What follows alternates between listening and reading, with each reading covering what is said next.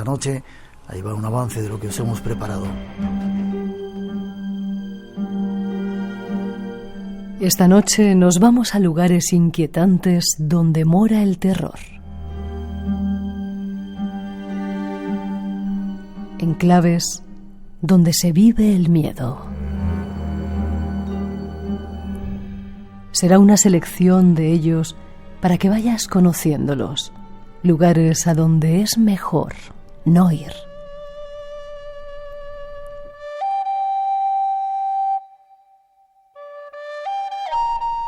Seguiremos con un maestro del misterio que nos llevará de su mano hacia la historia de las religiones.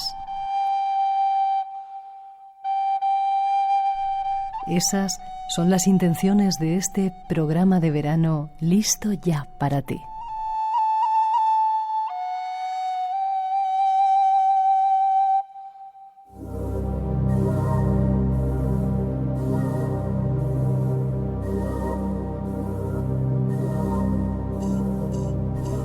Son los argumentos que os hemos preparado y ya para comenzar nos vamos con nuestro primer invitado. Nos vamos a pasar miedo. ¿Qué tal? ¿Cómo estás, Miguel? Un placer que estés en el Espacio en Blanco. Bueno, ya sabes que yo aquí soy feliz, me siento en casa. Como me gusta. Estuvimos hablando de 99 lugares donde pasar miedo, pero sí, hablamos de 3 o 4, se han quedado como 96 o 97 o 94 por hablar, por conocer, y por eso repetimos en este verano un poco como idea de si quieren viajar nuestros oyentes. Director de la revista Año Cero, Enigmas, ¿ahora se llama así? Sí, bueno, es un poco el no perder la marca Enigmas, que para mí es, bueno, yo a Año Cero la quiero mucho, pero es que nací literalmente en Enigmas y yo creo que hemos logrado una fusión inesperadamente buena. Qué bueno, me alegro. Haces también programas de televisión para un canal, te vas por ahí con famosos, siempre los famosos. A hacerles pasar miedo. Algunos de ellos son muy amigos tuyos. Cristian Gálvez, por ejemplo, que estuvo hace poco aquí en el Espacio en Blanco. Sí. Tuvimos, evidentemente... A mí no me llevas a pasar miedo por ahí. Tú vente conmigo cuando quieras, Miguel. Si tú me dejas que yo me vaya contigo, o sea, no tengo ningún problema. Pero fíjate, esto ha sido un descubrimiento para mí. El hecho de que al terminar los viajes te dijeran: si hay repesca, llámanos. ¿Sí? Oye, esa es la mayor satisfacción que se puede llevar uno. Hay una imagen que yo recuerdo, no lo he visto todos, vi el final de uno de ellos donde estaba Dani Rovira, una iglesia con un montón de, no sé qué eran esos, es un sitio estatuas, maniquís, daban miedo que te cagabas por las patas abajo. Bueno, yo te digo que además nosotros lo que hicimos en estos viajes es que el invitado y gran parte del equipo de rodaje no sabían en ningún momento los lugares a los que íbamos a ir. Es decir, ellos sabían el país donde iban a estar, pero el día a día lo conocía yo y el director de la serie y nadie más. Al entrar a San Jorge Lukova, ¿dónde está? Es una iglesia que está al oeste de la República Checa, al oeste de Praga. Es un sitio que está cerca de Pilsen, seguramente a nuestros oyentes les sonará por la cerveza, pero está metido en mitad de los bosques, es una pequeña aldea con una iglesia prácticamente destruida, ¿no? Cuando el equipo llegó, porque siempre el equipo se adelantaba, íbamos en 2 tandas, ¿no? El equipo se adelantaba para ir colocando iluminación, tal, que las cámaras no se vieran, había que pillar la sorpresa inicial, la reacción, esa expresión, ¿no?, del invitado cuando entra por primera vez a estos lugares y de repente se encuentra con lo que se encuentra. Bueno, pues cuando el equipo entró, gran parte de este equipo se dio la vuelta y dijeron: no, aquí no. Porque es increíble, tú entras en una iglesia que está llena de esculturas transparentes. ¿Son esculturas? Son esculturas. ¿Hechas de qué? Están hechas de yeso. Esto pertenece al trabajo de fin de carrera de un estudiante de la Universidad de Bohemia Occidental que se llama Jakus Hadrava. Este hombre creó esta especie de purgatorio por la historia que de por sí ocurre dentro de esta iglesia, Miguel, y que la convierte en uno de los sitios verdaderamente aterradores, ¿no? Y casi malditos, ¿no? En el año 1965, para que te hagas una idea, se estaba celebrando un funeral en el interior de la iglesia de San Jorge. Era una iglesia que no tenía demasiado patrocinio, se sabía que estaba casi en estado de ruina, pero allí estaba la mitad del pueblo atendiendo a ese homenaje que se le hacía de despedida a un vecino. Y de repente ocurrió lo inesperado. Se cayó el techo. Allí se murió todo el mundo menos el muerto. ¿Que ya estaba muerto? Claro. Te puedes imaginar el drama, la tragedia y ese aura de estela maldita, ¿no?, que a partir de ese momento queda en una iglesia que ya no es consagrada, es decir, a partir de ese instante prácticamente el sacerdote una vez al año va a dar una misa el día de San Jorge y se vuelve a ir a su casa, nadie se atreve, y aquella iglesia prácticamente queda en estado de ruina. Hasta que en el año 2002, Jacuz Jadrava, atendiendo a esta historia, decide crear ese homenaje en lo que en un principio se denominan los 9 fantasmas de San Jorge Lukova, los 9 fallecidos. Posteriormente ve que la gente continúa acudiendo a esta iglesia para ver lo que ha creado este joven, porque es verdaderamente impactante, y él hace más figuras. Hoy en día tienes 35. Ahora imagínate que la iglesia se ha vuelto a reactivar. ¿Sí? Se da misa. ¿Qué me dices? Imagínate a la gente, la misa del gallo, 12 de la noche, sentada entre los 35 fantasmas de San Jorge. Es una cosa brutal.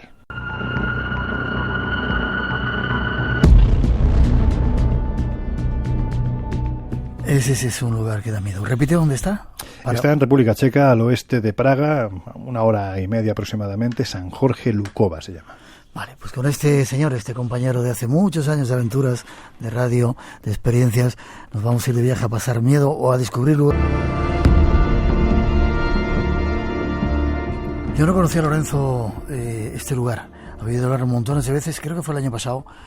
Fui a Teruel, a la comarca del Maestrazgo, y fui al santuario de la Virgen de Balma. ¡Qué sitio tan increíble! Qué sitio, ¿verdad? Es una pasada. Es una pasada sobre todo porque, mira, yo me he encontrado muchas veces en el santuario de la Balma, he estado muchas veces, porque además el que gestiona la hospedería, hay que decir que te puedes quedar a dormir allí. Sí, un tío súper majo, recuerdo. Sí, José Barberán es una auténtica pasada, es un amor de hombre, ¿no? Y su esposa Beatriz, pues lo mismo, ¿no? Han conseguido rescatar del olvido y sobre todo rescatar también de la ruina, ¿no? Porque este lugar estaba condenado a desaparecer. Espera, he dicho Teruel, es Castellón, perdón. Es Castellón, sí es. Bueno, pero está prácticamente en la frontera Teruel-Castellón, porque no deja de ser una prolongación de la matarraña turolense. Está muy cerquita. Vale. Bueno, el caso es que con Barberán, con José Barberán, hemos tenido la oportunidad de estar allí en muchas ocasiones, cuando además hay que estar en la Balma, precisamente si conoces la historia que haya ocurrido, ¿no? Que es de noche. Cuenta primero la historia y... Claro, pero mira, te diré que lo que me ha sorprendido es que, como es un lugar tan espectacular, imaginemos un santuario literalmente colgado de la montaña en el Maestrazgo. Es una zona de pinares, de mucha roca, y ahí incrustado literalmente en la montaña de la Tosha está este santuario. Evidentemente, el que va por allí de turismo, autobuses, tal, lo ves y lógicamente paras porque es muy bonito. Ajá. Pero la mayoría de la gente no conoce la historia. Y es curioso observar, a mí me ha pasado estar allí y ver cómo la gente atraviesa la galería que recorre la montaña hasta que llegas a la puerta que da acceso al santuario. Y ves a la gente que de repente, uy, pues yo aquí no me encuentro muy bien. Es que este sitio me da mal rollo. Y dices, madre mía, es curioso, ¿no? Como un sitio del que no se conoce la historia. Yo no soy de creer en energías, Miguel, pero si existiesen en este lugar, la condensación de algo oscuro es tan brutal que incluso los cantos rodados como yo lo percibimos, e incluso la gente que no conoce la historia al llegar allí, pues no se encuentran bien. Cuéntanos la historia, ¿qué pasó allí? Es un sitio antiguo porque hay que decir que la Balma no deja de ser, la traducción del castellonense es la cueva, es decir, la Virgen de la Balma es la Virgen de la Cueva, y el santuario literalmente lo que se hace es colocar una fachada a varias decenas de metros de altura, incrustada en la pared, en lo que antiguamente era una cueva en la que se apareció la Virgen. Bueno, pues este lugar, hasta prácticamente el año 1936, cada 8 de septiembre se realizaba la romería de la Virgen de la Balma. Hoy en día es el primer sábado de septiembre. Allí se juntaban más de 30.000 personas, algunos venían de Zaragoza, otros de La Plana, en fin, gente venía de todas partes en una época difícil, porque para acceder allí, imagínate, zona montañosa, los carriles... Aún así las carreteras hoy están difíciles. Hoy en día es complicado, pero lo cierto es que entonces eran carriles de montaña en los que ya no solo era difícil circular con los medios que había entonces por este lugar, sino que además esos bosques entre montaña estaban atestados de lobos, con lo cual era un auténtico milagro llegar y salir vivo. Había que agradecérselo a la Virgen de la Balma, ¿no? Bueno, pues allí se juntaban más de 30.000 personas. Y hay un periodista, y aquí hay que romper una lanza a favor, ¿no?, de esta gente antigua, de hace ya muchos años, muchas décadas, que nos transmitieron lo que allí ocurría con una claridad de ideas, con una belleza de palabra, que hoy en día podemos saber ese ejercicio antropológico tan brutal que estos periodistas hicieron. Estoy hablando de Alardo Prats. Alardo Prats escribió un libro que se titulaba 3 días con los endemoniados, y la conclusión de ese libro, voy a hacer un spoiler brutal, el final de ese libro decía que había pasado 3 días de horror, de locura, en unas montañas de pesadilla. ¿Por qué? Porque lo que vio Alardo Prats era lo que otros antes que él y otros después que él vieron, pero nadie se atrevió a plasmar en el papel. Claro. ¿Qué tiempo estamos hablando? Estamos en 1936. Hace nada. Es decir, antes de ayer, en esta cosa tan inmensa que es la historia, ¿no? Y contaba Alardo Prats que allí se habían juntado más de 30.000 personas el día de la Virgen de la Balma. Se hacía una representación un poquito más abajo del santuario, donde un jovencito, un niño vestido de figura angelical se enfrentaba a un demonio pestilente, cornudo, y finalmente, evidentemente, el bien ganaba al mal, ¿no? A partir de ahí subían al santuario. Lo que pasa es que no todos querían subir. Algunos tenían que ser obligados. Y cuando digo obligados es casi con agresividad, porque precisamente lo que ellos desprendían era una agresividad brutal. Se supone, si leemos a Alardo Prats, que aproximadamente de esos 30.000, 5.000 acudían a este lugar para curarse. ¿Por qué? Porque se decía que la Virgen de la Balma era benefactora, pero esos 5.000 no tenían una dolencia cardíaca. ¿Curarse de qué? De la peor de las enfermedades, Miguel, de la enfermedad del alma, la posesión demoníaca.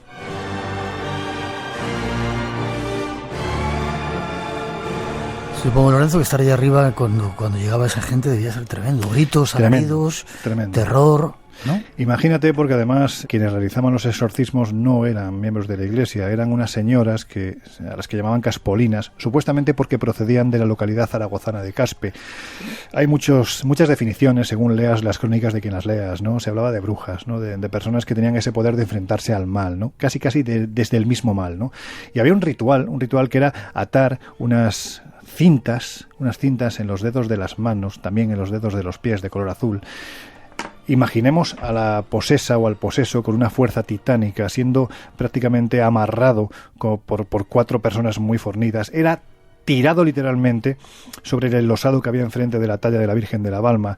Imaginemos las convulsiones, los espumarajos, los ojos en blanco, lo sacrílego del momento. Imaginemos todo esto e imaginemos a las caspolinas cantando esa letanía. No por los dedos de las manos, no por los dedos de los pies, tampoco por la boca porque se quedará mudo, tampoco por los oídos porque se quedará sordo. Cuando se desataban esos hilos, el poseso quedaba totalmente en estado de éxtasis, extático, pasaba todo este furor diabólico y a partir de ahí se suponía que se había curado. Pero imagínate, esto duraba prácticamente 24 horas. Durante la noche, eran encerrados en el santuario. Y yo cuando he pasado allí muchas noches, y mira, se me están poniendo los pelos de punta, solo de recordarlo, cuando estás dentro del santuario, en esa soledad del lugar, sabiendo lo que allí ha ocurrido, y ves esa reja que da al valle del río Bergantes, y te imaginas al poseso agarrado de esa ventana, de esas rejas, gritando por salvar su alma.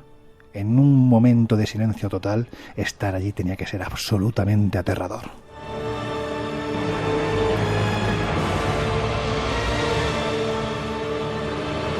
¿Cuándo dices que vamos a pasar una noche por ahí? Yo cuando quiera, de verdad. Además, José Barberán, que es un tipo extraordinario, ya te digo, se puede uno dormir allí en el santuario. Hay, no sé si son 10 habitaciones, que además han sido rehabilitadas hace muy poquito tiempo. Para entrar al santuario tienes primero que pasar por la hospedería. Quiere decir esto que no va mucha gente. Estando allí durmiendo o intentando dormir, estás solo, y a veces la mente, que siempre es el peor de los enemigos, a veces el mejor amigo y otras veces el peor de los enemigos, estar allí y de repente oyes un maullido, un grito lejano y por tu cabeza pasa de todo. José, prepárate que vamos a ir a dar una vueltita por ahí. Es el primer lugar de España que queríamos conocer, el Valle del Silencio, y otro que yo he confundido, que llamas en tu libro el Valle del Silencio, que no tiene nada que ver con ese valle que hay en el Bierzo, sino en Canarias. En Canarias es un lugar que te voy a contar a ti, que tú no sepas de este lugar. Son valles silenciosos, fíjate, el Valle del Río Bergantes no deja de ser un lugar muy silencioso cuando cae la noche, y el Valle de Ucanca, en el Teide, también es un sitio absolutamente maravilloso, mágico. Cuentan las crónicas. Con una cara B también, ¿no? Sí, tiene una cara B porque, a ver, yo parto de la idea de que las tradiciones del mundo antiguo, fueron escritas, aunque fuera oralmente, para algo. Creo que para que las respetáramos, porque sigo pensando que detrás de la leyenda, detrás del mito, hay algo real. El hombre del pasado utilizaba esa leyenda y ese mito para transmitir un conocimiento a todos, incluso a los que no supiesen leer o a los que no quisiesen atender. Pero el pozo de ese mito y de esa leyenda es absolutamente real y hay que buscarlo. En el caso del Valle de Ucanca, que es un sitio maravilloso, hay que subir al Teide, evidentemente, pues es una pasada porque cuentan las tradiciones guanches que cuando tú te plantas en el Valle de Ucanca, es un lugar silencioso, con muy poca vegetación, y te aproximas a las lenguas de lava, que son inmensas. Es como una especie de mar de grandes olas, pero de tonos absolutamente oscuros. Si además llegas de noche, el silencio se saborea mucho más, ¿no? Y cuentan las crónicas guanches que en estas lenguas de lava quedaban apresados los espíritus de los guanches que no se portaban bien. Había una noche al año en la que estos escapaban de esas lenguas de lava. Y entonces, amigo mío, mejor que no estuvieras por allí, porque podrías pasar a formar parte de esa prisión eterna que estaba en el Valle de Ucanca. ¿Qué noche era? ¿Se sabía? San Jorge, hay algunos que dicen San Jorge, otros San Juan, en fin, aquí la diversidad de fechas va bailando. Yo tiendo a pensar que estamos hablando de una época en la que seguramente hay un fenómeno astronómico lo suficientemente importante como para que se venerara por parte de los cultos guanches, ¿no? Entiendo que seguramente sería San Juan. Seguramente no conocíais eso y la presencia de esos perros extraños. Eso es tremendo, tremendo, tremendo. Es una pasada porque, además, cuando hablas con la gente que todavía hoy sigue la tradición guanche, tenemos amigos comunes como Nando Hernández, por ejemplo. Estuvo el otro día en nuestro programa. Sí. O sea, Nando es una persona que él sigue por herencia de su abuelo, porque esto pasa de abuelos a nietos, ¿no? Por herencia de su abuelo. Yo con Nando he tenido unas experiencias absolutamente brutales en Tenerife, en esas antiguas huacas donde ellos celebran todavía hoy. Parece mentira, ¿verdad? Siglo XXI, redes sociales, teléfonos, miramos la pantalla, no miramos al cielo con lo bonito, cojonia que es el cielo. Y sin embargo, esto todavía en pleno siglo XXI hay gente como chamanes del mundo moderno que lo están haciendo, ¿no? Y Nando es uno de ellos. Yo con Nando he tenido la oportunidad no solo de atender a lo que la tradición guanche opina que son las tibicenas. Las tibicenas son esos perros gigantescos, enormes, que tienen los ojos encendidos, que al viajero, ¿no?, que se atreve de noche a acceder a determinados sitios casi siempre sagrados, pues lo puede pasar muy mal. Y él está convencido, porque así lo dice la tradición, que estas figuras son una especie de hologramas. Es decir, fueron colocados ahí por el chamán, por el brujo, en un tiempo pasado, para que protegieran precisamente el lugar donde se encontraba el templo, donde se encontraba el ofertorio, el sitio, en definitiva, donde ese chamán contactaba con sus dioses. Uh-huh. Pero claro, Nando me ha llevado también a hablar con testigos en pleno siglo XXI. Que lo han visto. Que lo han visto. Y es gente... Bueno, vamos a ver, no voy a decir tan normal como tú y yo, porque no somos normales, pero seguramente tan normal como cualquiera de los que nos está oyendo, ¿no? Gente que su vida le ha cambiado de un día para otro porque han tenido un encuentro con algo que no han sabido interpretar, que además han tenido que guardar porque hablar de eso en su contexto, en su entorno, suponía risa, tacharte de loco y de repente ver cómo llegan los locos del misterio, que sí atienden a estas historias y ver cómo una persona... Es que lo recuerdo perfectamente, cómo se derrumba completamente, empieza a llorar, quiere una explicación y lo único que agradece es que en ese momento alguien le esté escuchando porque su historia es absolutamente real. Tibicenas, ¿no te he contado lo que me pasó, lo que vi en la isla de La Palma?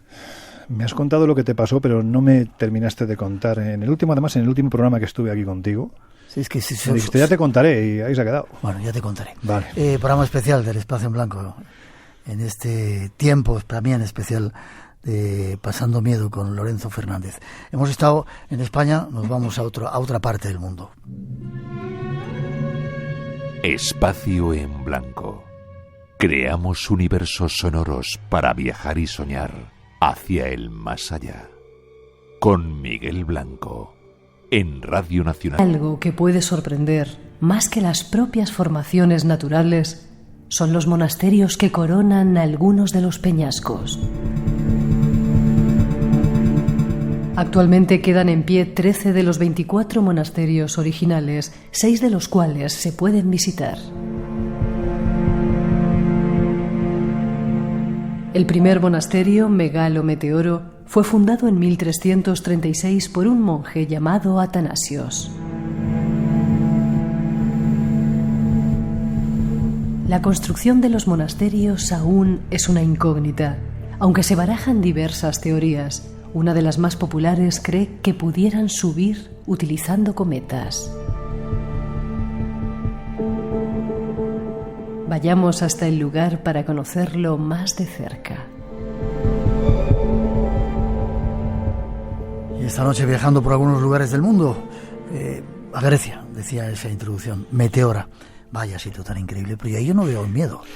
Bueno, depende. Es decir, yo siempre digo lo mismo, que soy de género cobarde. Y una de las cosas que me da mucho miedo... Cobarde, sí, mucho, ya lo sabes. ¿Es decir que Meteora da miedo? Me da miedo porque yo tengo mucho vértigo. Claro, y estamos hablando de que los monasterios de Meteora en la zona de Tesalia, concretamente en Grecia central, casi norte de Grecia, es que están colocados a más de 600 metros de altura en unos pedruscos que... Madre mía, tú, lo que es aquello. Es una pasada. O sea, estar allí, observar... ¿Hasta qué punto puede llegar la fe? Porque yo entiendo que si uno no tiene fe es incapaz de construir algo así. Seguro. Es una pasada, ¿no? La idea de estar más cerca de Dios obliga a la gente de aquel tiempo. Estamos en el siglo X. O sea, imaginemos que por aquel entonces prácticamente lo que se repartía en esta zona de Tesalia, que eran grandes montañas con muchas cuevas, eran eremitas. Y el sitio es considerado tan sagrado a tal punto de que la gente empieza a extender el rumor, para ellos la certeza, de que esas piedras que están en mitad de esos valles, con esa altura, han sido colocadas ni más ni menos que por el mismísimo Dios. ¿Para qué? Para que ubiquen encima el monasterio y de esta forma quienes estén ahí arriba estén más cerca de Dios. Así se empiezan a construir los primeros monasterios en el siglo XIV. Del siglo XIV al XVI se llegan a construir hasta 24 monasterios, de los cuales hoy en día nos quedan apenas 5 y un sexto que está, el pobrecito, bastante en ruinas. Pero sí nos puede permitir hacer una idea, ¿no?, de lo difícil que tuvo que ser. Es que había que tener mucha fe. Y subir las piedras hasta allá arriba y construir todo aquello. Pero tú imagínate, para pasar de un monasterio a otro lo hacían con un sistema de poleas. Ponían unas cuerdas, porque evidentemente no había un cableado de acero en aquel tiempo, ponían unas cuerdas que conectaban unos monasterios con otros. Y es impresionante porque, de hecho, hay alguna fotografía de principios del siglo XX en la que se ve cómo, sentado literalmente en una caja, va un monje tirando de la cuerda y atravesando de un monasterio a otro. Hay que decir que, lógicamente, el sistema no siempre funcionaba. Y claro, evidentemente, si lo que querían eran estar más cerca de Dios, alguno lo conseguía por el método rápido, sí. ¿Vivían todo el tiempo allí? ¿Eran eremitas? Sí, ellos estaban allí todo el tiempo, eran autosuficientes. Entiendo que era gente que tenía que pasar mucha hambre, porque evidentemente estamos hablando de un sitio muy aislado, tremendamente aislado y sobre todo frío, ¿no? A esas alturas prácticamente los inviernos eran durísimos, ¿no? Por eso te digo que hay que tener, cuando uno se plantea... claro, es que aquí nos metemos en un tema muy polémico, ¿no? Pero me da la sensación un poco de que en el siglo XXI, ¿no?, nos hemos vuelto un poco demasiado escépticos, ¿no? Demasiado escépticos. Y da la sensación, Miguel, y aquí hago una reflexión muy personal, pues decir hoy en día que uno tiene tal creencia o que cree en un Dios o en otro, ya te tachan o que eres un facha o eres una cosa rara, ¿no? Y yo creo que la fuerza del símbolo, la fuerza de la creencia es la que hace que la humanidad, y sobre todo la humanidad de ese tiempo, que lo tenía mucho más difícil que nosotros, evolucionara. Y hay que respetarlo, porque además esta gente se basaba principalmente en la fuerza del símbolo. Y la fuerza del símbolo sigue ahí. Lo que pasa es que nosotros somos unos cazurros y no sabemos interpretarlo. Yo siempre pongo el mismo ejemplo. Tú vete ahora mismo a mitad de un bosque, con los ojos cerrados. No digo tú. Cualquiera, yo también. O sea, yo mismo. Ponme en mitad de un bosque con los ojos cerrados y suéltame. Yo no sabría salir de ese bosque ni con una brújula, ni mirando las estrellas. Nada de nada. El hombre del pasado sí sabía hacerlo, sabía orientarse. Por lo tanto, tendemos a despreciar eso antiguo, y dentro de eso antiguo están las creencias. Algo hemos perdido. Son ortodoxos, ¿verdad? Son ortodoxos los monjes. Ellos son griegos ortodoxos, sí. Vale. Meteora, apuntar ese lugar. En Grecia, monasterios de Meteora. Increíble, estoy viviéndolo ahora en mi mente. Radio Nacional, el sonido que nos une. Crece la preocupación internacional respecto a la situación. Pues este sábado se conmemora precisamente uno de los hitos. La tragedia se cierne sobre la inmigración. 14 horas, fin de semana. Los enfrentamientos en Libia entre milicias. Carlos Núñez, a las 2 de la tarde. Radio Nacional de España, el sonido que nos une. Espacio en blanco. Tu cita con el misterio.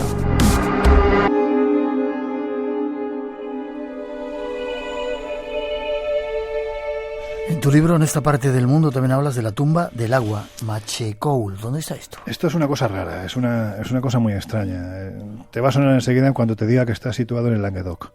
En el Languedoc francés. Es decir, quizás el Languedoc es muy conocido, y especialmente todavía hoy los ecos, ¿no?, del Código da Vinci siguen llegando hasta este 2019. Pero evidentemente en el Languedoc francés, aparte de País Cátaro, aparte de castillos como Peripertú, como Montsegur, como Rennes-le-Château, pues tienes otros sitios como este de la Tumba del Agua, ¿no? Donde se encuentra la Tumba del Agua, que es un pequeño pueblo de apenas 2.600 habitantes que se llama Arles-sur-Tech.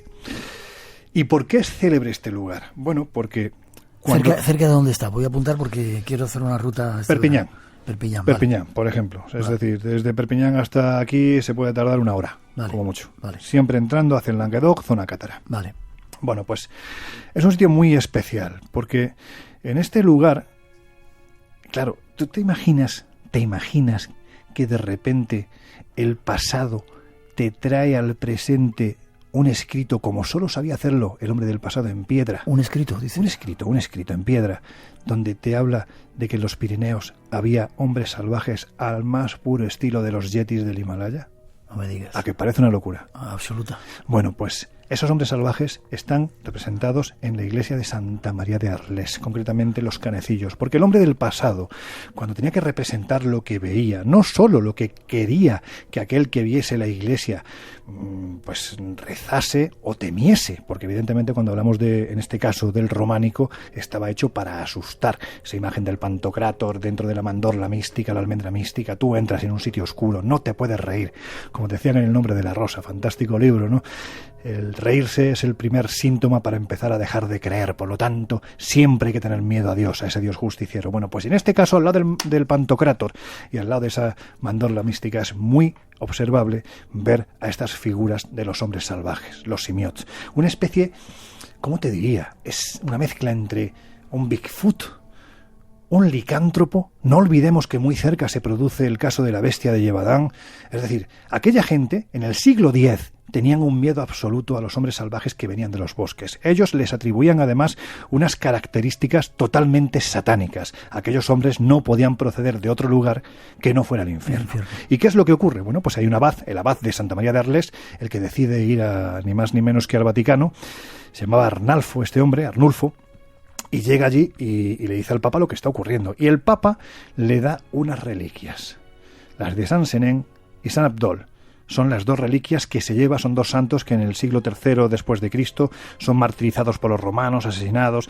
En el siglo VIII, IX pasan a formar parte del relicario de la Basílica de San Marcos en Roma, que bueno, pues allí hay reliquias de todo tipo, imagínate, miles de reliquias, no dejan de ser unas más.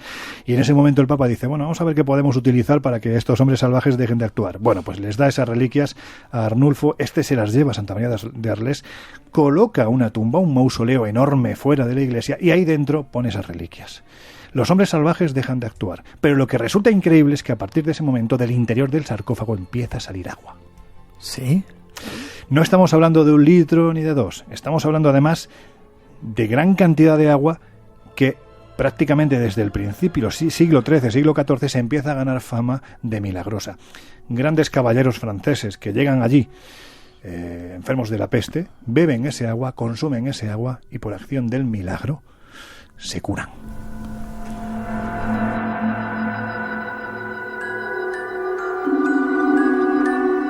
¿Y eso, Lorenzo, sigue estando todavía? ¿Sigue habiendo agua todavía? Sigue habiendo agua, de hecho se han hecho una gran cantidad de estudios. Mira, para que te hagas una idea, en el año 1961 un equipo de hidrólogos realizan un estudio, lógicamente, para intentar explicar por qué demonios no para de salir agua del interior de una tumba. Bueno, pues ellos llegan a la conclusión de que el agua de la lluvia, es decir, primero, la gran cantidad de agua de ese interior de la tumba sale especialmente cuando se producen épocas de lluvia. Cuando hay lluvia.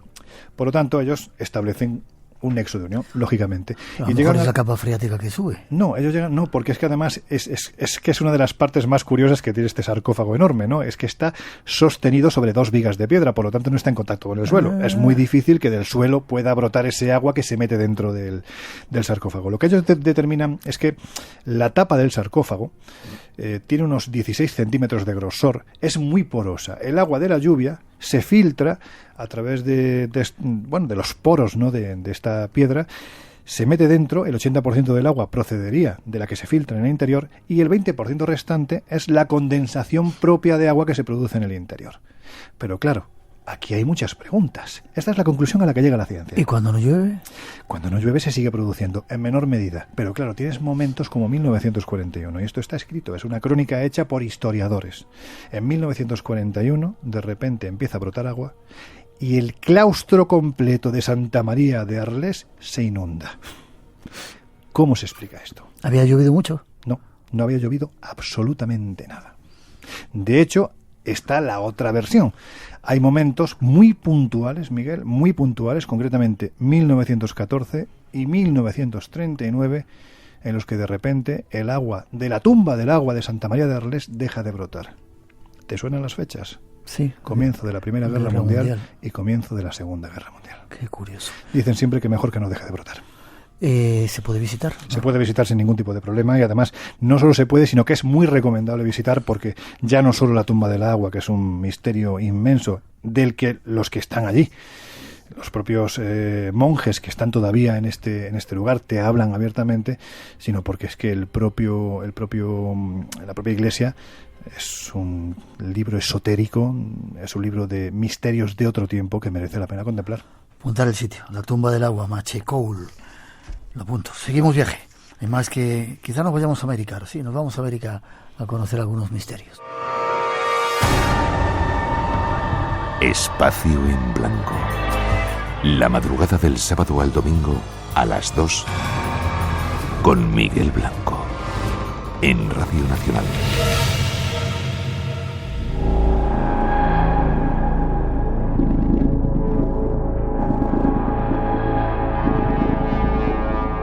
Seguimos viaje por América. Nos vamos ahora hasta el Templo de los Sacrificios. Chavín de Huántar es una cultura arqueológica del antiguo Perú que se desarrolló durante el Horizonte Temprano, 1200 a.C. hasta el 200 a.C.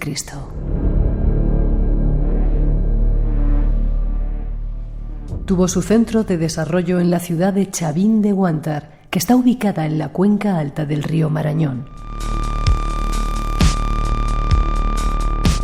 Allí, según las crónicas, se sitúa el Templo de los Sacrificios.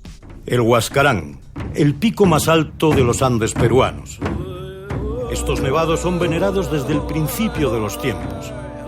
Es la morada de los espíritus de la tierra. Al pie de estas montañas sagradas, hace 3.300 años, se construyó el centro ceremonial de Chavín de Huántar. Un lugar enigmático, una colosal obra de ingeniería y arquitectura. Aquí se consolidó la desigualdad iniciada en el arcaico. Nació el primer gobierno teocrático de los Andes. Los sacerdotes se erigieron en gobernantes y pusieron en marcha una complicada estrategia religiosa para convencer a los devotos de que eran seres superiores, los mensajeros de los dioses.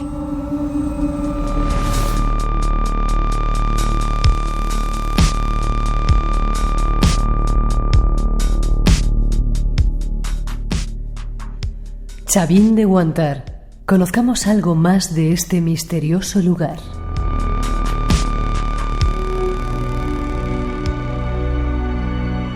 Pues vamos a otro de tus lugares favoritos, Chavín de Huántar. ¿Cómo recuerdo cuando nuestro maestro Fernando Jiménez del Oso nos hablaba en la tele de este lugar? Sí. Y decía, qué ganas tengo de conocerlo. ¿Dónde está? Está en la cordillera de Ancash, concretamente al norte de Lima, aproximadamente a unos 400, bueno, aproximadamente, exactamente a 486 kilómetros de Lima. ¿Te lo sabes? Sí, porque es que el viaje no se te olvida en la vida. No te digo lo que es llegar a Chavín de Huántar. Carreteras durísimas. Bueno, es muy dura, es muy duro porque date cuenta que Chavín de Huántar como tal, del que se dice que es la madre de las grandes civilizaciones andinas, estamos hablando de una civilización que se asienta en este lugar, en una cordillera terrible, hace aproximadamente 3.200 años. Para llegar hasta allí, Chavín de Huántar está a más de 3.000 metros de altura, con lo cual ya el soroche, el mal de altura, actúa. Y eso de que te tomas la hoja de coca, una mierda.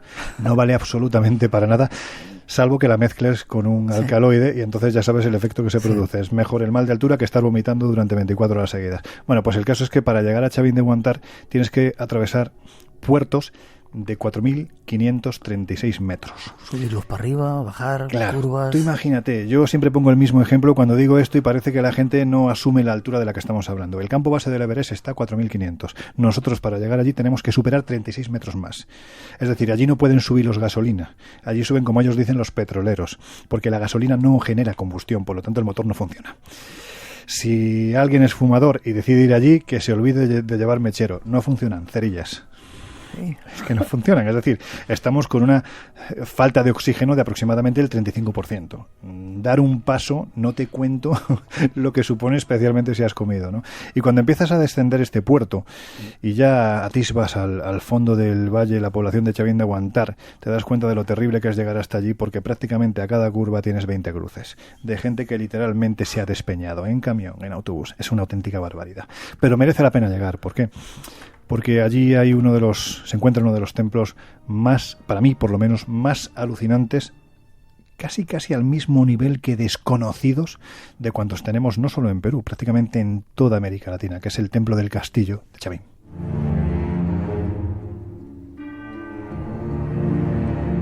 Primero habría que preguntarte que cómo una civilización antigua se fue a hacer una estructura ahí arriba, o como los chachapollos, que aquello que nos contabas también de Cuela, pues ¿qué pasa? ¿Por qué estaban tan altos? ¿Qué ocurría? De algo tenían que protegerse, Miguel. Es la sensación que da, porque además se sabe perfectamente, y esto es algo que Federico Kazman Roig, por ejemplo, que es uno de los grandes historiadores de la historia peruana, él defiende y dice que solo analizando la cerámica de la cultura chavín te das cuenta de que era una cultura selvática. Es decir, los motivos que ellos representan en su cerámica son selváticos. Esa gente procedía de la selva. Estamos hablando de 3.000 metros más abajo.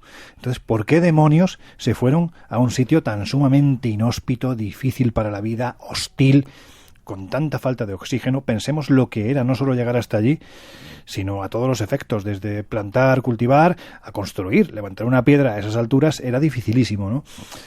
¿Por qué se fueron?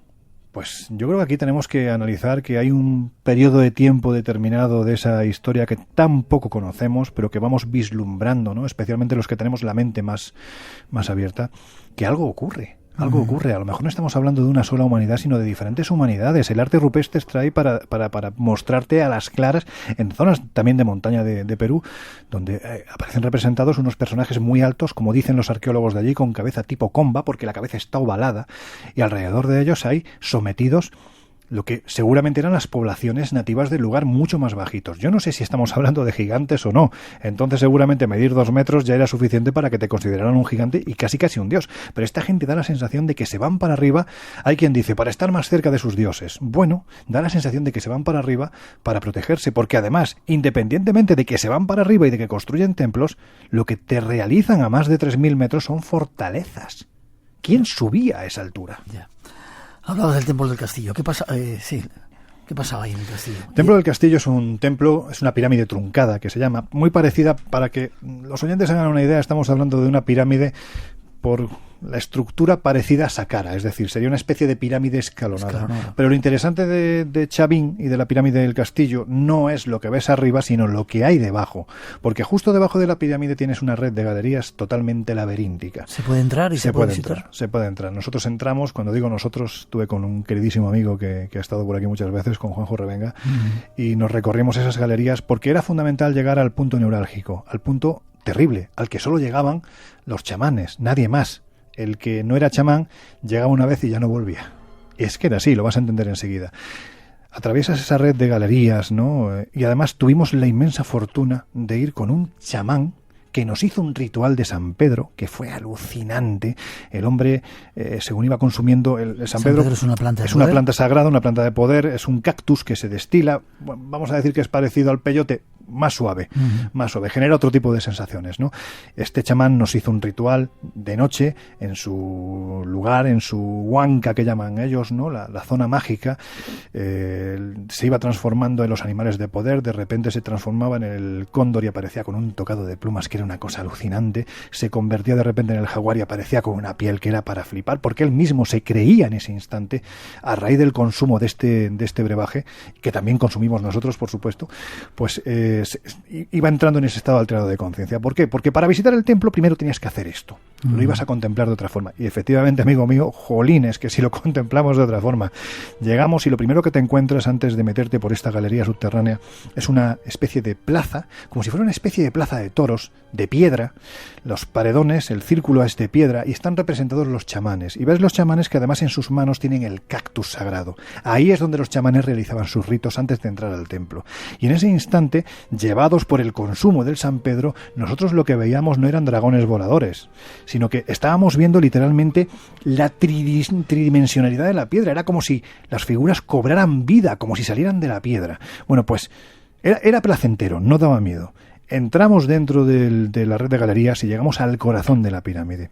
Y allí, a través de una galería todavía más estrecha, es decir, pasábamos de uno en uno, llegas a la estancia más sagrada del templo. Entraba el chamán, como te decía, y si eras otra persona que no fuera chamán, ya sabías lo que te iba a pasar.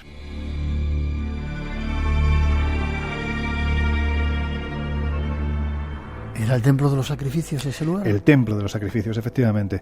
Allí, date cuenta que había una estancia grande, muy profunda además, y también con una bóveda espectacular, con un agujero en mitad de la bóveda. Bueno, pues... ¿Qué comunicaba con el exterior? ¿Qué comunicaba con el exterior? Ahí está la cuestión, porque el chamán lo que hacía era el sacrificio humano justo en el exterior, encima, en el ofertorio, en la plataforma, y a través de unas cánulas, la sangre del sacrificado iba cayendo por ese agujero y caía al interior de la bóveda de la estancia en la que estábamos nosotros.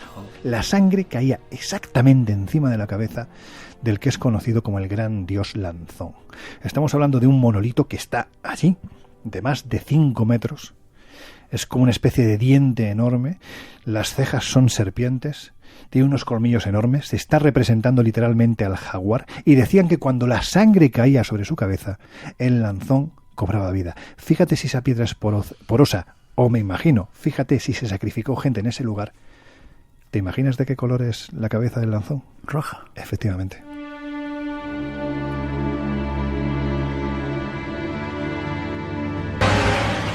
Ese sí que da miedo. Último viaje, nos vamos a buscar gigantes, ¿te parece? Vamos.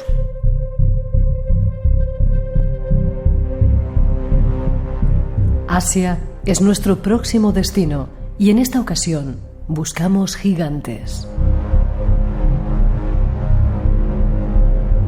Uno de los hallazgos arqueológicos más importantes y sin duda uno de los mayores misterios del siglo XX son los cientos de momias bien conservadas que han sido encontradas enterradas en la arena seca de la cuenca de Tarim.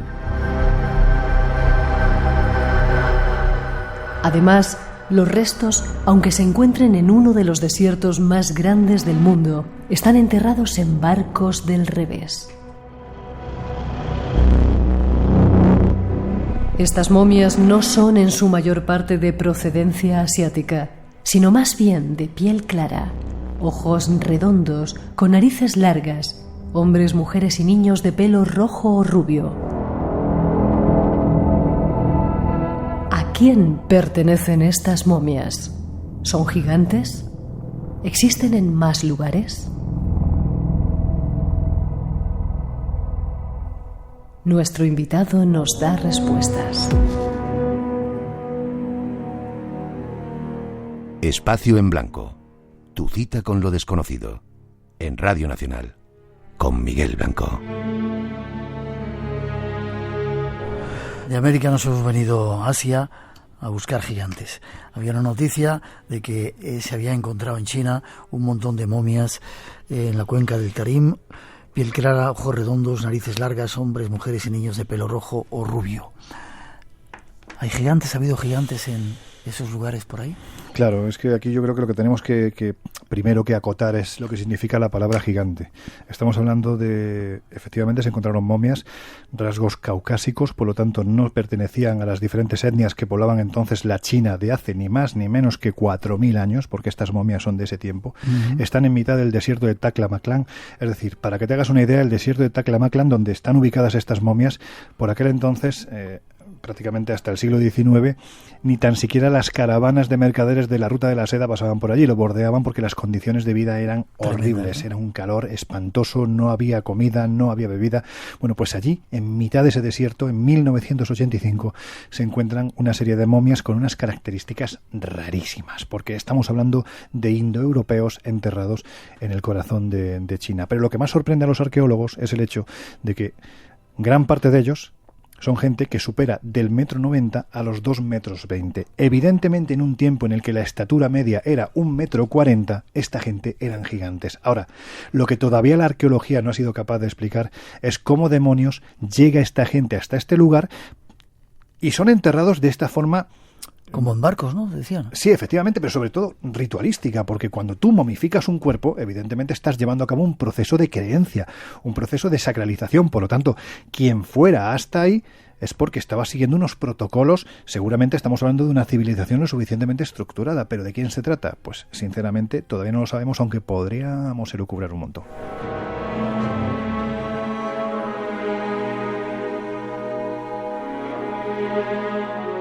Terminando casi, Lorenzo, también hay otros lugares del mundo que hemos podido visitar donde hay, parece, restos de o huellas o tumbas que no han tenido nunca nada, como, ¿verdad?, el Serapeum en Egipto. Por ejemplo.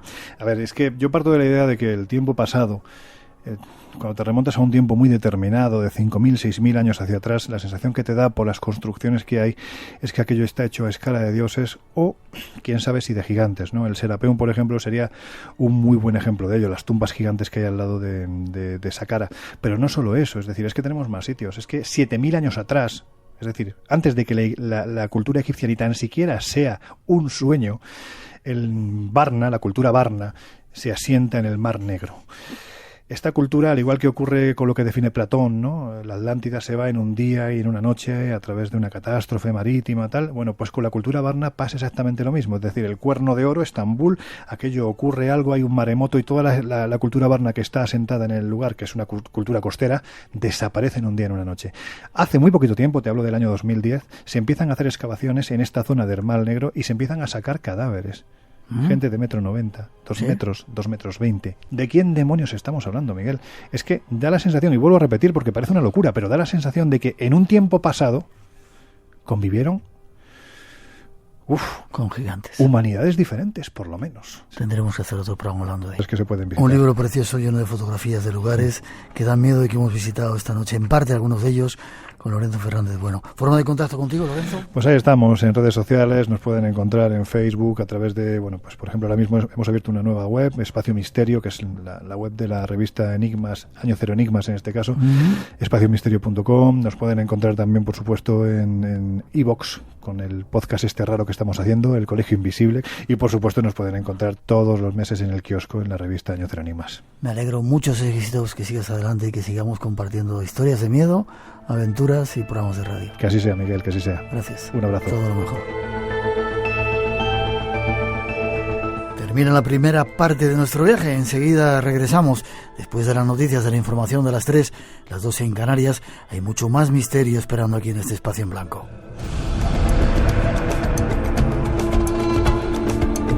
Redes sociales abiertas, Blanco Radio, y nuestro WhatsApp 633 50 50 11, esperando vuestras notas de voz. Y no os vayáis, el misterio todavía continúa aquí, en vuestra casa, en Radio Nacional.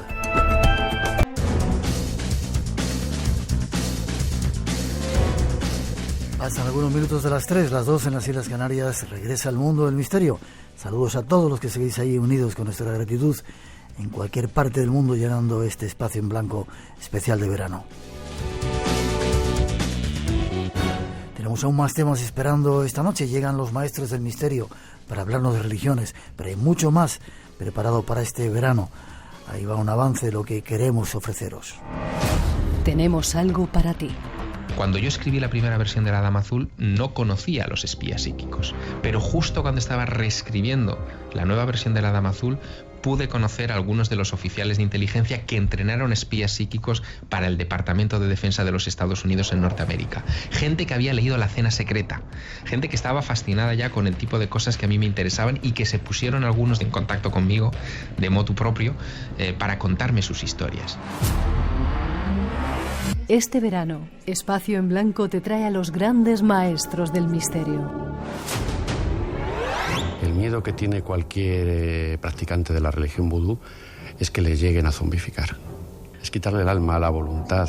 El zombi, por supuesto, existe, pero no tiene nada que ver con el cine americano, con lo que estamos acostumbrados a ver. Al zombi se le quita en las ceremonias, se le quita la voluntad, se le quita la posibilidad de pensar por sí mismo. Solamente puede moverse y trabajar y obedecer. Esa es la única voluntad que tiene. Nos llevarán por lugares donde habita el enigma y donde desde ahora tú estás invitado. Hoy sabemos que una catedral gótica es un libro de piedra, es un libro iniciático, es un libro de simbología pura y dura.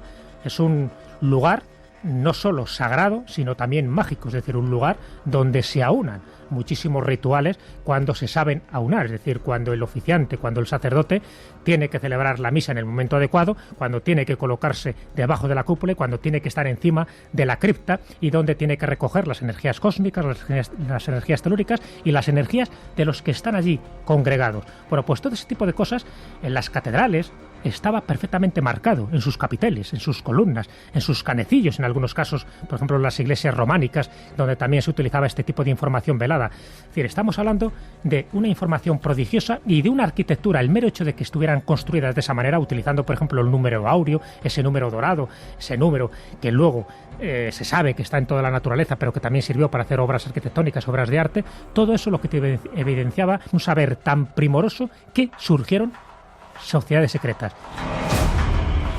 Súmate a nuestra expedición por lo desconocido. Adéntrate en el espacio en blanco, en Radio Nacional de España.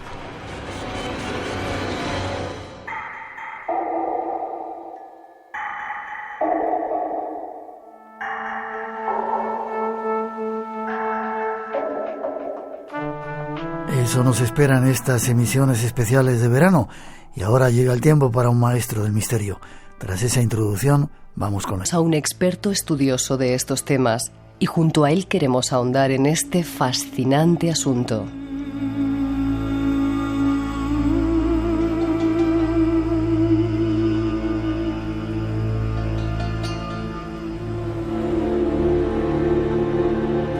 Pues ahí está, uno de los temas que nos habían pedido. Por fin hemos encontrado a la persona justa, don Sebastián Vázquez. Qué placer volver a tenerte, Sebastián. ¿Qué tal, Miguel? Buenas noches. ¿Cómo estás? Bien, bien. ¿Sabes que eres un clásico ya? Bueno, por la edad lo dices, ¿eh? No, porque seguimos siendo jóvenes, pero quizá por el tiempo que llevamos en este asunto. Sí, sí, es cierto. Sebastián Vázquez, uno de los expertos estudiosos de las cosas realmente serias, auténticas, no de las, iba a decir una palabrota, de las tonterías que se han puesto de moda últimamente en este mundo del misterio. Apasionado de Egipto, editor de DAF desde hace un montón de años. Pues sí, ya son 18, sí. 18 antes, bueno, vinculado al mundo del libro desde muy jovencito, sí. Como decimos, un clásico, una de las personas que sabe realmente que merece la pena escuchar. ¿Por qué te metiste en ese tema? Casi siempre se lo pregunto, pero a ti con más motivo. Me decías a micrófono cerrado que el primer programa de radio al que fuiste fue Al Espacio en Blanco. Sí, sí, sí. Hace muchos años. Éramos los dos mucho más jóvenes. No hemos cambiado mucho, ¿no? Pues esto hace igual, vamos, seguro más de 20 años. ¿Tanto? Sí, sí, sí, más de 20 años. Y además me acuerdo de qué hablamos. ¿De qué? De alquimia. ¿De alquimia? De alquimia. Tú fíjate. Sí, sí, sí me acuerdo. Y bueno, ¿por qué me metí en esto? Pues como todo el mundo, por curiosidad. Es decir, en todo ser humano, como bien sabes, hay un impulso que en un momento determinado pues se hace cada vez más fuerte en algunas personas, que te lleva a hacerte preguntas y esas preguntas pues demandan respuestas y las buscas. ¿Y te ha pasado alguna vez alguna cosa rara? Misteriosa. No sé, ¿has visto algo? ¿Sabes lo que ocurre? Que las veces que ha podido ocurrir, que no creo que haya sido distinto a cualquier experiencia que haya tenido otra persona, no le doy valor. Es decir, es algo que por mi personalidad, por mi forma de ser, no le concedo importancia. Es decir, no lo cargo de significado. Es decir, yo creo que la realidad es mucho más compleja de lo que aparece y por lo menos por mi forma de ser no le doy significado. Ya, pero estoy seguro que te has metido en buenos líos. Bueno, sí, alguna vez que otra. Y además en aquellos tiempos en los que nosotros empezamos que era muy difícil hablar de estos temas, ¿verdad? Muy difícil. Yo que por ejemplo me interesé muy joven por las religiones, en aquella época era auténticamente difícil encontrar libros. Sí, ibas a esa que había detrás de la Plaza España, que íbamos todos. Armenteros, no me acordaba. Era una institución. Que los tenía escondidos debajo. Sí, era curioso. Estaban prohibidos. Sí, estaba la policía, los grises y otro tipo de gente secretas pendientes. Armenteros. Que luego con el paso del tiempo, cuando él falleció, me quedé yo con su biblioteca. No me digas. Sí. Sí. El señor Armenteros. Bueno, pues Sebastián Vázquez, una de las personas que más sabe de religiones, que más tiempo lleva estudiando, que sabe de significados ocultos, está esta noche con nosotros en el programa. Y empezamos con el tema, nos lo han pedido muchos oyentes. ¿Por qué la gente tiene tanta necesidad de creer? Bueno, una cosa es la creencia, es decir, la mente necesita efectivamente, y esto lo explica bien el hinduismo, el budismo, la mente necesita contenidos, es como un baúl y necesita cosas que percibimos a través de los sentidos. Pero yo lo que creo, ya que vamos a hablar de religiones, como religión viene de religio, del latín, que significa reunir, digamos, a el creador con lo creado. Ese puente es la religio. Yo creo que en el ser humano, por lo menos en la mayoría de los seres humanos, unos con mayor potencia, otros con menos potencia, existe, digamos, un impulso religioso potente. Ahora bien, es cierto que, y esto por ejemplo en el hinduismo lo dice muy bien, todas las religiones están estructuradas en función de la necesidad de cada uno. Antes en la introducción veíamos los sacrificios, ¿no? Es decir, ese es el nivel más simplista de la religión primitiva. Yo te cambio una cosa a cambio de otra. Es decir, esa deidad que no comprendo, que rige mis destinos, la pido benevolencia a cambio de algo.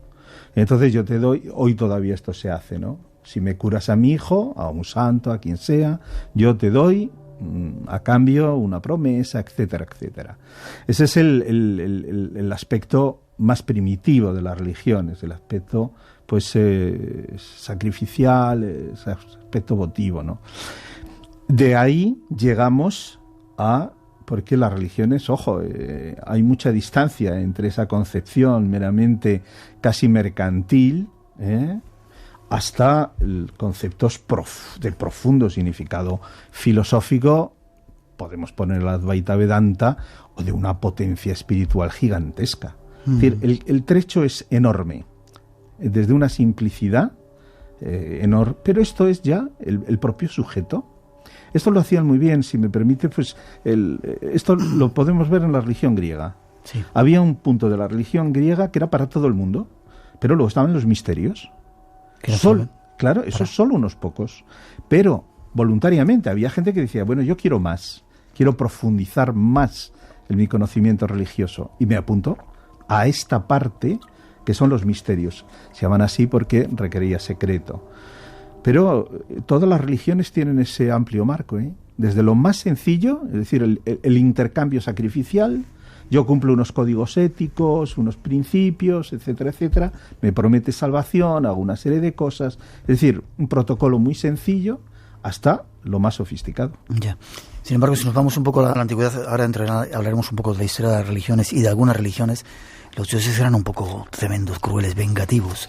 Escribe una cosa sobre la diosa Tanit y el Tofet en Túnez, 20.000 niños sacrificados, niños pequeños. Terrible. Sekhmet, la diosa de la sangre, que menos mal que la dieron vino y la engañaron, si no se hubiera cargado toda la humanidad. Los dioses eran un poco tremendos y crueles y pedían sacrificios antes.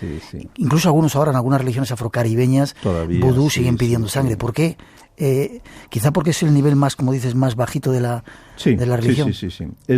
Primero porque todo está al nivel del individuo. Es decir, alguien que ha desarrollado profundamente una religiosidad, su concepto de la divinidad es altísimo. En un concepto más bajo, ¿cómo se hace al Dios? A imagen y semejanza tuya. Es decir, puesto que la sociedad es cruel, etcétera, etcétera, hacemos a los dioses a nuestra semejanza. De hecho, si tú te fijas, cuando son lo que se llaman los dioses personales, lo único que ocurre es que le ponemos las mismas virtudes humanas, es decir, una especie de superhéroe, valga la expresión, pero a la inversa. También, es decir, igual que a lo mejor el tirano de la tribu, todo esto, pues castigaba las leyes y tal, se suponía que los dioses actuaban del mismo modo. Entonces, si te portabas mal, te castigaban.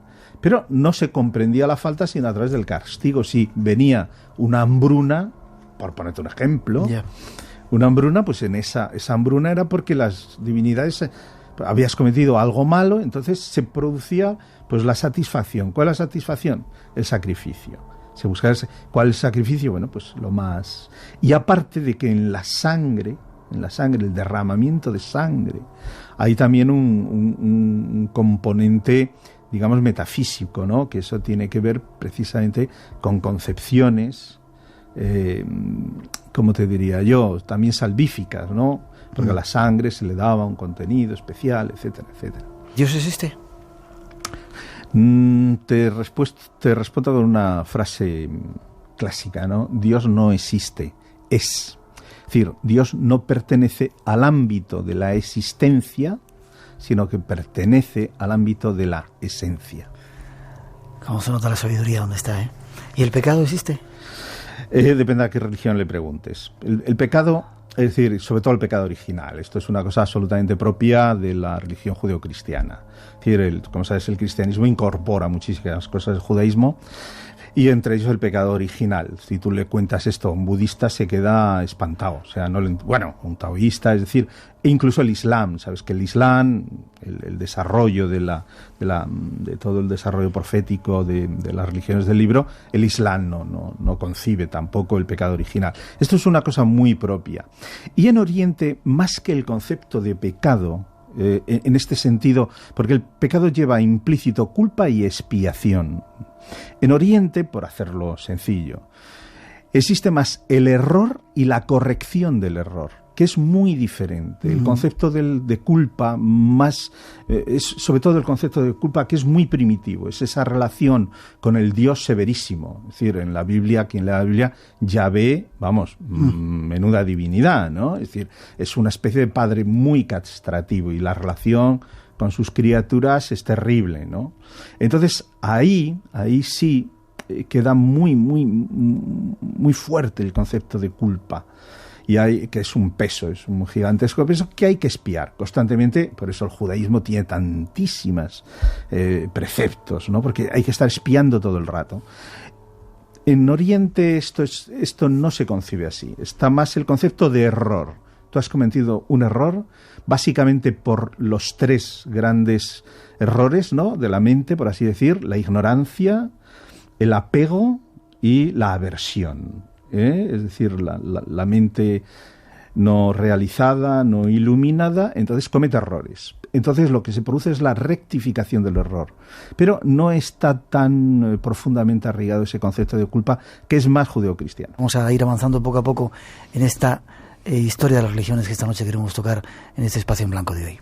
Las religiones han servido para solucionar la vida de la gente o para complicarle más la vida. Quizá porque nosotros lo vemos desde la perspectiva judío-cristiana, que ha sido bastante castrante, pero no sé. ¿Las religiones han servido para ayudar a la gente? Es una pregunta difícil, porque efectivamente, colectivamente, la historia de la humanidad ha registrado muchísimos enfrentamientos religiosos. Bien es cierto que las 6 religiones mencionadas, que son las 6 religiones que existen, salvo el hinduismo, que no se conoce un fundador, porque se conoce una antigüedad gigantesca, la memoria. Hay algunos textos que se llaman los textos de la memoria, los antepasados, es decir, una religión que en realidad no se sabe muy bien de dónde viene esa suma de religiones. Pero si te fijas, pues el cristianismo, el islam, todas hay, digamos, un fundador de esa religión. El problema de las religiones, el problema enorme de las religiones, es que son excluyentes. Es decir, si la verdad de Mahoma es una verdad revelada, esa verdad revelada excluye. En este caso, ellos toman también, como bien sabes, la línea de Abraham también como profeta, Jesús, etcétera, etcétera. Pero en cuanto a doctrina, la doctrina es esa. Luego, si es esa la que vale, no valen las demás. Valga lo mismo para el cristianismo o para otras. Es decir, este es el conocimiento, este es el mensaje, esta es la vía de salvación.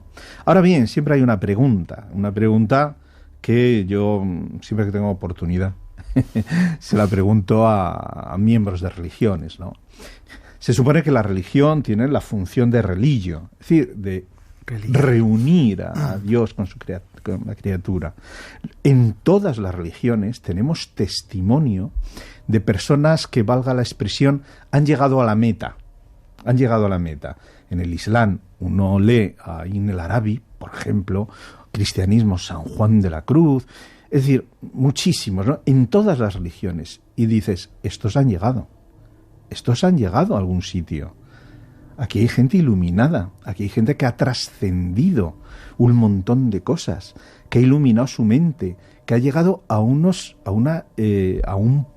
cima de emocional, psicológica, conocimiento brutal, y siguiendo cada uno una vía, con lo cual aparentemente se deduce que esas vías son válidas todas. Es decir, Ibn al-Arabi llega a través del Islam, San Juan de la Cruz llega a través del cristianismo, Ramana Maharshi llega a través del hinduismo o cualquier Buda. Es decir, ¿qué ocurre? Que yo creo que el verdadero problema de religión, y con esto termino, es que nos lo venden como menús cerrados, como un paquete.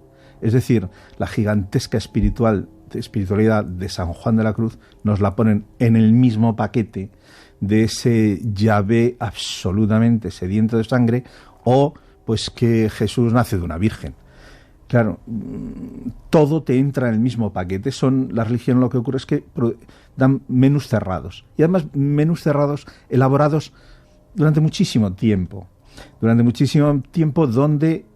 casi siempre las génesis de las religiones son tremendamente potentes, pero la continuidad, digamos, de ese mensaje religioso, pues muchas veces queda deteriorado.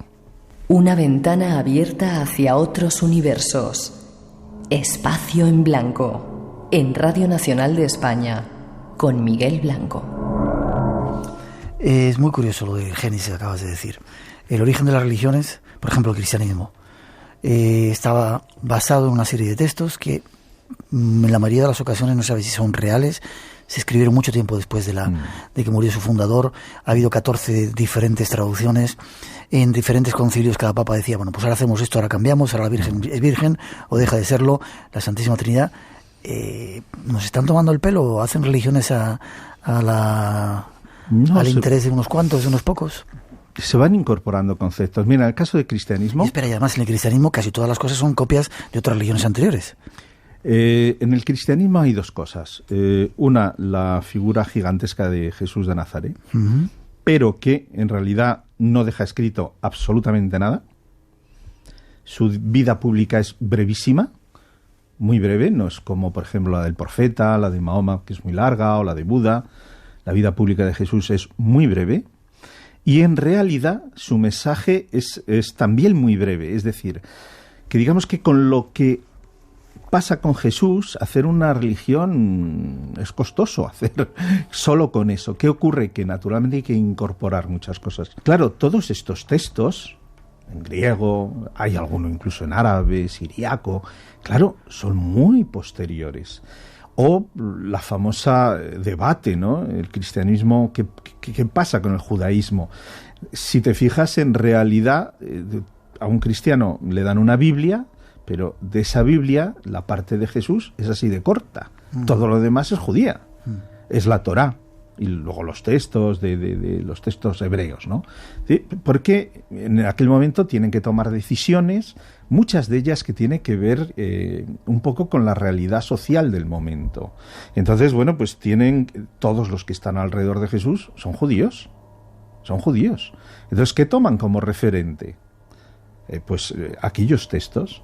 Aunque también hay que decir una cosa, sobre el Antiguo Testamento hay mucho que hablar, porque claro, Jesús hablaba arameo.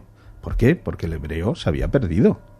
Es que claro, y la Biblia de los 70 está escrita en griego. Y claro, si tiramos atrás en la Biblia, bueno, ¿y esto? Lo de Génesis, esto está escrito en griego. Ya. Y además, perdón, como te decía antes, muchos de esos dogmas de la historia de la Virgen, por ejemplo, de Jesucristo, que nació un tal día, etcétera, etcétera, tiene que ver con otros cultos, que había otros dioses, Shakos, naturalmente, Isis, etcétera, etcétera, etcétera. Pero también hay que decir una cosa. Vamos a ver, aquellos transmisores no tenían ningún interés de hacer una transmisión histórica, para nada. Era una transmisión doctrinal, de tal manera que, te digo mi punto de vista, es decir, no significa que esté acertado, que cuando dicen Jesús, hijo de Dios, nace de una virgen, eso tiene un concepto y una lectura religiosa y metafísica. jamás, desde mi punto de vista, eso quiere tener un sentido histórico. Es decir, eso no significa que María, su madre, fuera virgen en el sentido, digamos, orgánico del término. ¿Por qué? Tú bien lo sabes, pues ya otros dioses habían nacido de vírgenes. Otros dioses en la antigüedad, anteriores, ya habían muerto y resucitado. Porque, digamos, eso es una característica. Si a Jesús se le da ese componente divino, tiene que cumplir unos protocolos divinos. Porque detrás de eso hay una enseñanza. Hay una enseñanza en el hecho de que Jesús nace de una virgen, igual que el Dios nace de una virgen, sin una contaminación previa, etcétera, etcétera. Pero o haces una lectura simbólica, y yo soy de los que creo que aquellas personas lo que pretendían es que sus lectores hicieran lecturas simbólicas, no pretendían que aquello fuera histórico. Yeah. Lo que pasa es que esto, como decimos siempre, eso te requiere un esfuerzo, mientras que decir, bueno, pues Jesús nace una virgen, no genera ningún esfuerzo. Simplemente se allana el camino, ¿no? Esta señora era virgen. ¿Cómo quedó embarazada? Pues pero claro, pero es que Mut, la diosa Mut, ya era virgen. Siempre. Ya. Seguimos un poquito si quieres. Trato de a ver si podemos sacar la idea de que a lo mejor detrás de las religiones hay alguien, algo que le interesa que eso funcione así. Decíamos en la introducción que en muchas religiones, no es en esta quizá que hemos estado hablando, se habla de la presencia de dioses venidos del cielo. Viracocha, Quetzalcóatl, etcétera, y que sobre todo ellos decían que venían de allí y que regresarían. A lo mejor eran seres extraterrestres y no tiene nada que ver con los dioses.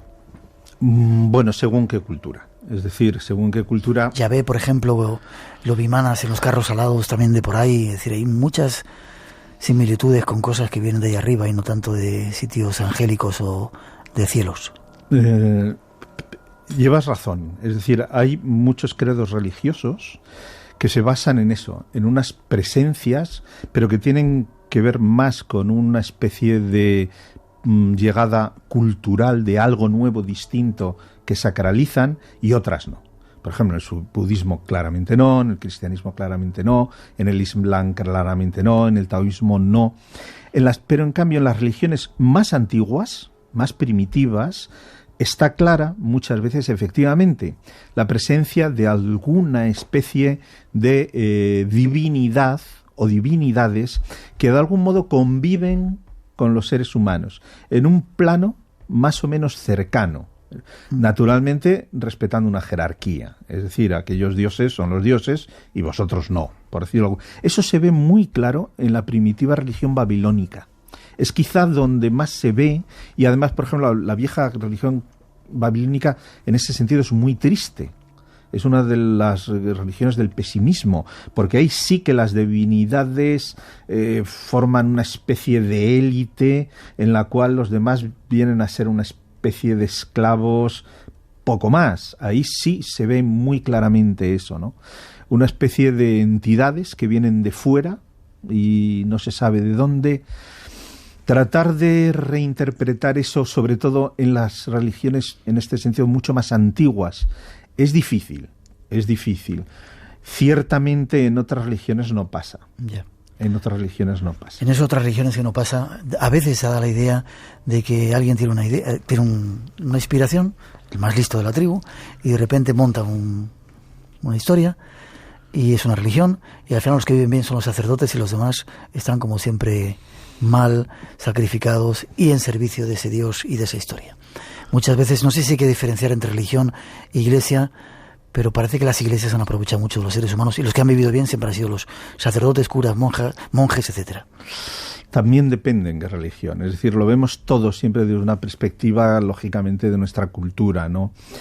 Estaba pensando más en los sacerdotes egipcios, que debían de vivir como Dios. No. ¿No crees? No. Primero que el sacerdote egipcio no tenía nada que ver con el nuestro. Es decir, como tú sabes, los sacerdotes egipcios iban al templo, además, como un trabajo. Por temporadas iban un tiempo, volvían a su casa. Es decir, era más un trabajo que una devoción. Efectivamente había una élite que estaban más vinculadas a las casas de la vida, ¿no? Pero era una vida dura, ¿eh? Es como la vida renunciante, por ejemplo, de los renunciantes de la India, ¿no? No es una vida cómoda. No era una vida cómoda de estos. Los otros eran más bien sacerdote funcionario. Le tocaba el tiempo de asistir al templo, todo esto, pero luego se iban a su casa, tenían su familia, etcétera, etcétera. Lo que pasa es que el cristianismo, la potencia del cristianismo, al estar vinculado con el desarrollo de la civilización, pues, naturalmente al principio con Roma y con todo el desarrollo en Europa de lo que podemos llamar la cultura occidental, estar ahí en la raíz, muchas veces vemos todos desde esa perspectiva. Y tú, que has viajado a la India y a otros países, no es igual. De hecho, es dudoso que Jesús quisiera incluso formar una iglesia, porque iglesia significa asamblea, o sea, también, es decir, una especie de comunidad y tal. No está claro que quisiera. El único que de un modo mucho más potente, por ejemplo, Buda, lo que está claro que él tampoco, crea la sangha, crea a los monjes y todo esto, pero con una función. Él lo que hace es, entre comillas, un descubrimiento. Buda en realidad es un técnico. Es decir, el hombre sufre, su primera pregunta, ¿por qué sufre? Las 4 nobles verdades del budismo, el sufrimiento se puede superar y hay un modo. Entonces ofrece, digamos, una vía, o lo de Mohammed, el profeta, el Mahoma, ¿no?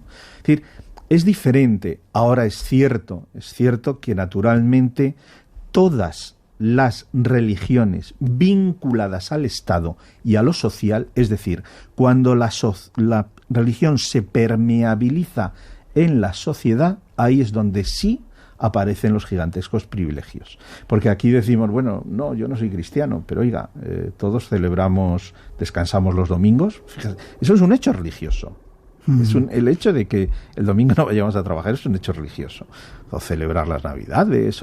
Hay tantas estructuras religiosas que incluso los no creyentes y tal están porque esa religión entró en la sociedad con tal potencia y ahí sí, cuanto hay la vinculación religión-estado, pero ahí ya empezamos a hablar de política. Lo dejamos. Vamos con la segunda introducción y seguimos dando algunos toques de esta historia de las religiones y de ese fenómeno tan extraño que es la religiosas.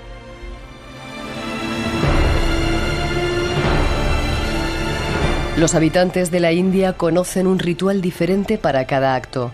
Hay ceremonias y ritos para el momento de levantarse, de bañarse, de comenzar el trabajo y hasta de comer. Budismo. Junto con el cristianismo puede decirse que el budismo es la religión que más fieles tiene. Existe hace más de 2000 años y ha tenido gran influencia universal.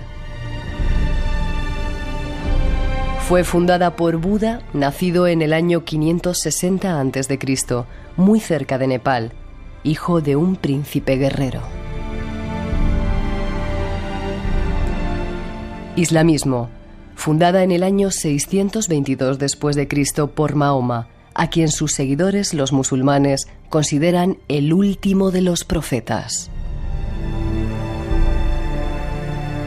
La palabra Islam significa absoluta sumisión a la voluntad de Dios. Son solo algunos ejemplos, pero hay mucho más. Nuestro invitado nos cuenta. Bueno, es una pena porque pasa el tiempo volando. Tenemos un montón de preguntas. ¿Qué piensas de los adventistas? Te pediría que fueras breves.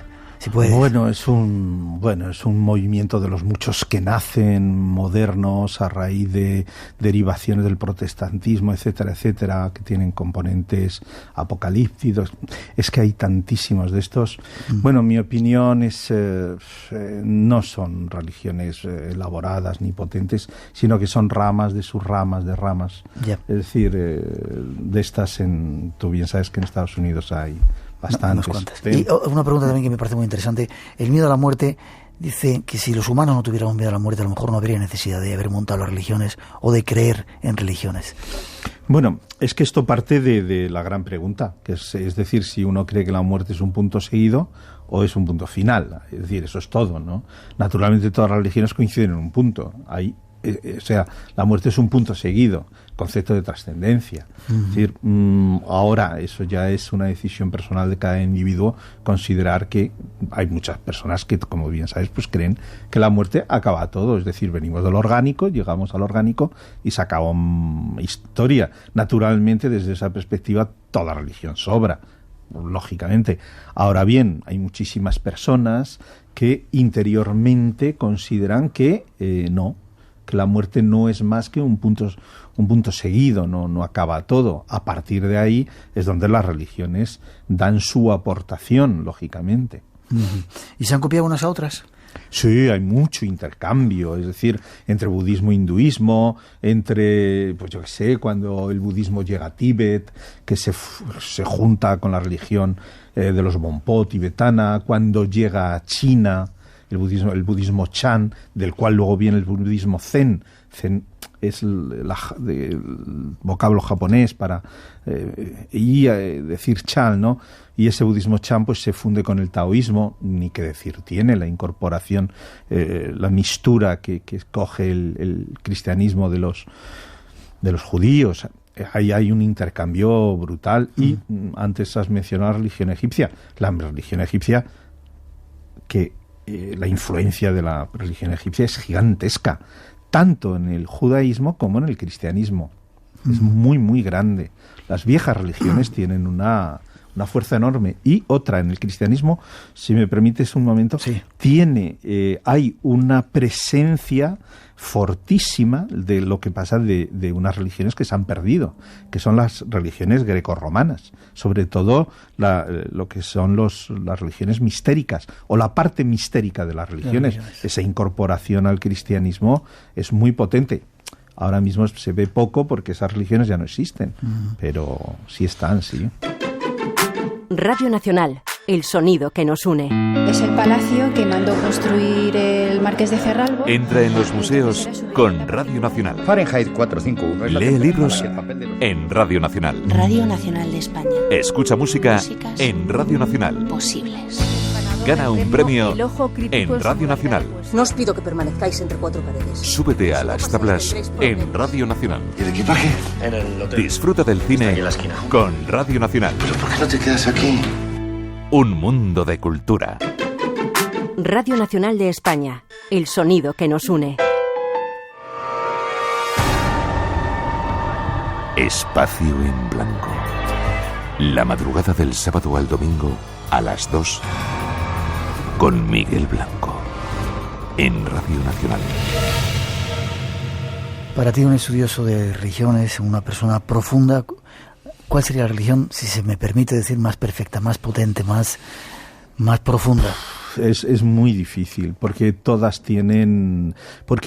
digamos, aportan, digamos, un área específica muy potente para el ser humano. Es decir, todas tienen un elemento, porque si te fijas, es muy curioso, es casi, igual seguro que es casualidad, pero más o menos entre el budismo y el cristianismo hay 600 años, entre el cristianismo y el islam hay otros 600 años, y muchas, lo que se ve, son muy elaboradas. Por ejemplo, el islam.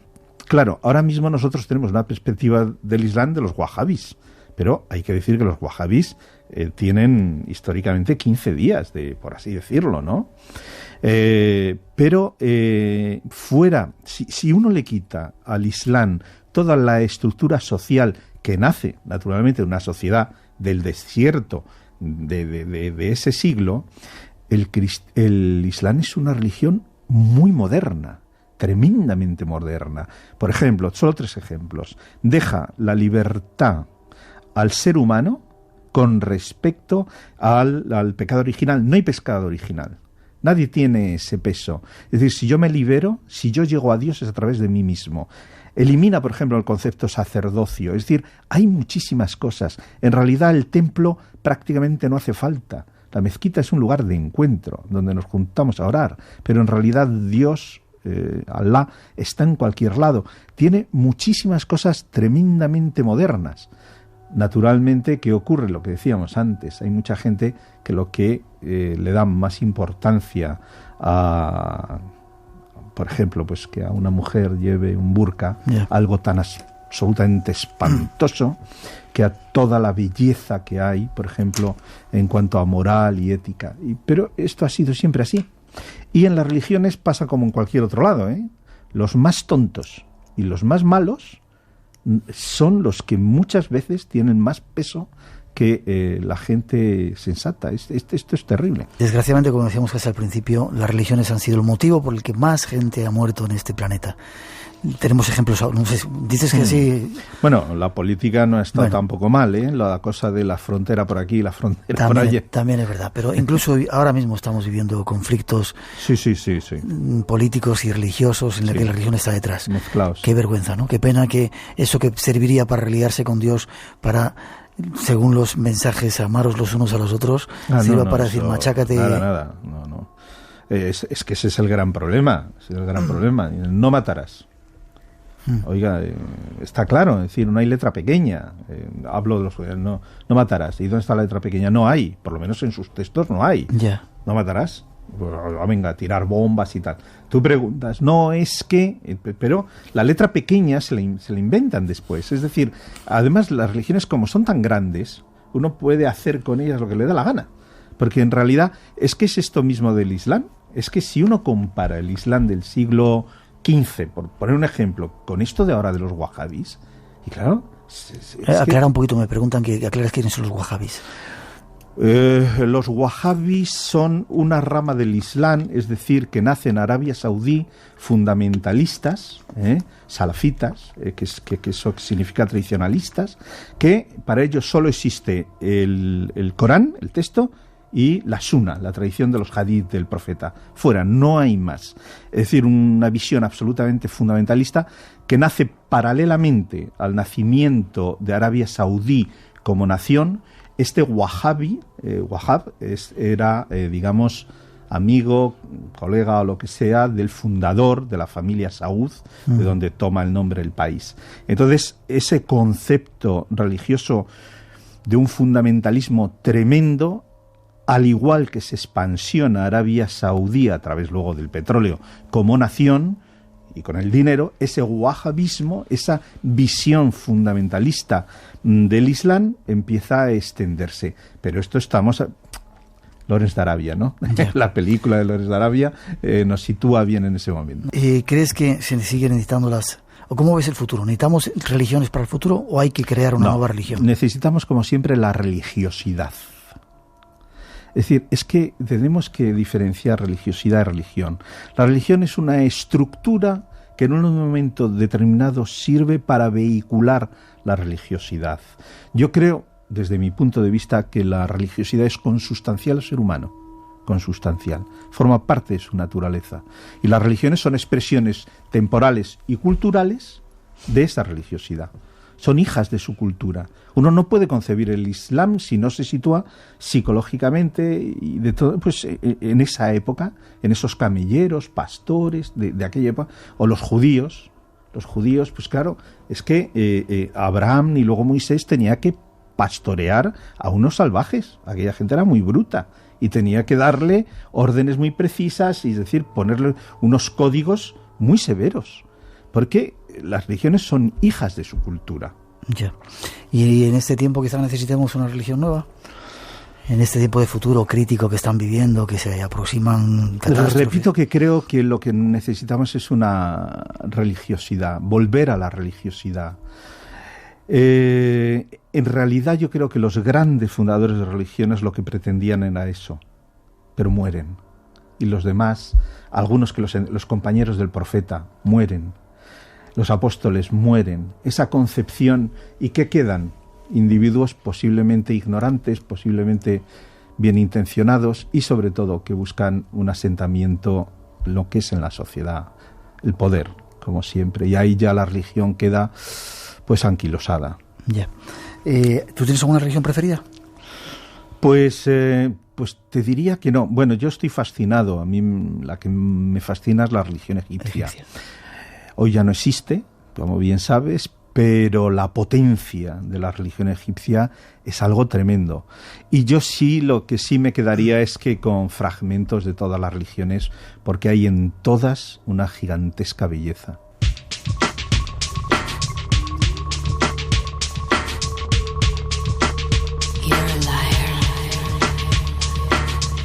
Sebastián, vas a tener que venir muchas veces al programa. Pues cuando tú quieras. Un placer, un honor haberte vuelto a ver. Gracias. Y espero tenerte de nuevo en el programa. Cuando quieras. Gracias. Si te gusta el misterio, lo desconocido, tienes una cita con nosotros. De 2 a 4 de la madrugada, del sábado al domingo. Espacio en Blanco, con Miguel Blanco, en Radio Nacional. Un saludo de parte de Jin, desde la provincia de Guangdong, en China, para el programa Espacio en Blanco. Zaijian, bye bye. Y ya sabéis que desde hace un tiempo estamos empeñados en contar alguna de vuestras experiencias. Mandarlas a nuestro WhatsApp o a nuestro email, espacioenblanco@rtve, y nos pondremos en contacto con vosotros. Las dramatizaremos y serán experiencias parecidas a estas. Mi hermano y yo dejamos de hablarnos hace más de 20 años. La causa fue una simple discusión familiar. Pero lo cierto es que aquel día perdí a mi hermano. Salió por la puerta y nunca más volví a verle. Hasta ayer.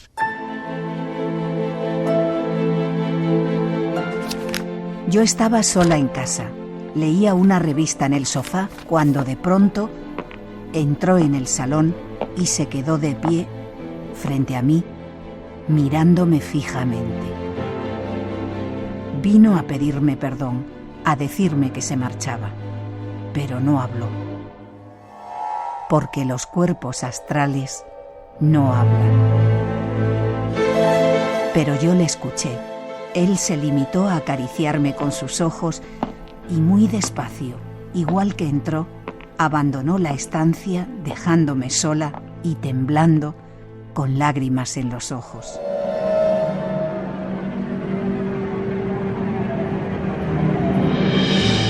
Esta mañana he sabido que mi hermano ha muerto. Mi sobrino me ha dicho que estaba enfermo y ya no salía de casa. No me he atrevido a contarle que eso no es cierto, que ayer vino a verme y se despidió de mí.